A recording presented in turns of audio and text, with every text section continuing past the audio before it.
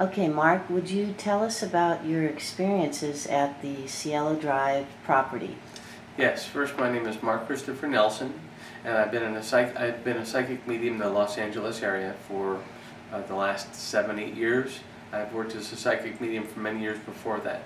I had an opportunity to go visit the property on Cielo Drive, which is the same property where the notorious Tate Manson murders took place. A mutual friend introduced me to David Oman, who owns the property. And when I went up with my wife Barbara, we immediately experienced some very unusual things. What I've seen about this property is that we've gotten EVPs, we've had unusual light activity, we've had the most amazing photography take place, we get very, very active EMF meter readings, everything that you can measure and see as an indicator of haunted activity happens at that location. It's just truly been the most amazing place. Some of my first experiences is when I first walked in, I immediately felt the presence of Sharon Tate. And I also heard the name Paul. Well, as it turns out, Paul is the name of her unborn son and also her father, which I was told. In addition, we know that there were many other people killed there. I purposely have stayed out of paying attention to what this is about. I haven't done any research in the area. I do my best work when I do not have anything that would color my impressions of what I see, hear, and experience. On the first night that I went in, we went in with a video crew. And in that crew, we went into one of the bedrooms. And I immediately felt like my hair standing up on end, pretty much. I felt the air felt almost like there was a static electricity in the air, and that will be important later. When I went in, I felt like, okay, Sharon Tate is with us. And what I said to the cameraman who was on me, I said to Sharon, if you're here, Sharon, can you please, without thinking, I said, would you please mess with the cameras? And immediately, the camera that was on me locked up and stopped working. It had to be turned off and reset in order to begin working again. That was just one of the most immediate, rapid things that happened. In addition, my wife Barbara was walking down a hallway, and the lights just simply went on and off right on her, and it was just very shocking. Barbara is a tall blonde lady. I think she's very pretty. She reminds me, in any case, maybe for whatever reason, the lights went on and off with her. So it was kind of dramatic, I thought. And also too, this home is in the center of a lot of other notorious murders. There's the guy who played Superman, George Reeves. He died very close by. Doris Duke was murdered very, very close by.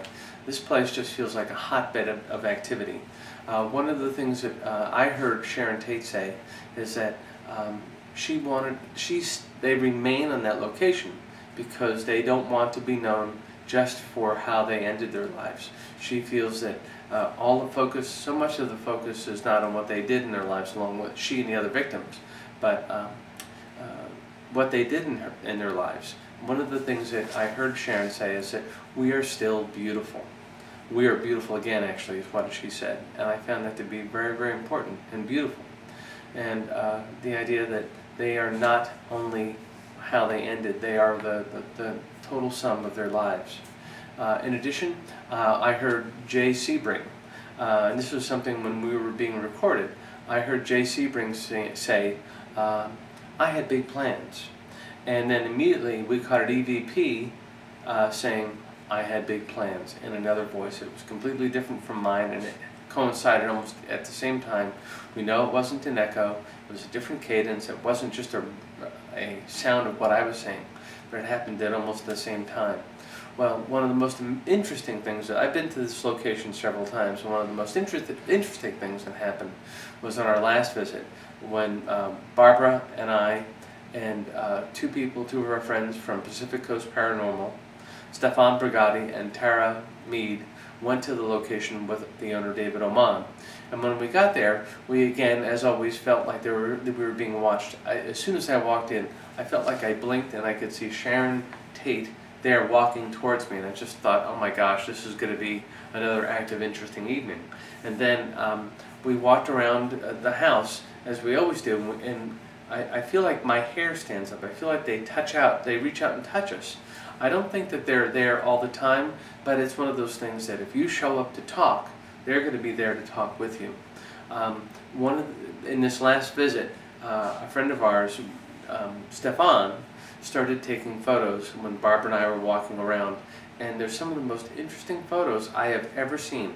And we've investigated again some of the most interesting places on both coasts. We've been doing this for a long time, and we saw photos where there was a huge swirl of light right in front of us. There were bursts of electricity that were happening all around us, say where a person's legs seemed to be materializing, and yet we saw static electricity coming out in all directions.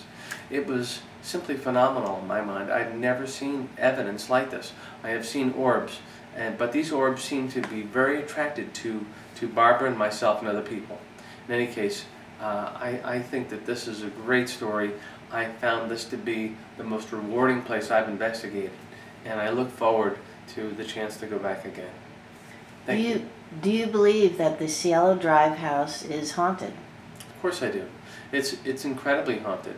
The spirits show up because they know when there's someone there who will hear them, see them, speak to them, listen to them. They're there. They show up. They arrive, and they have things to say. And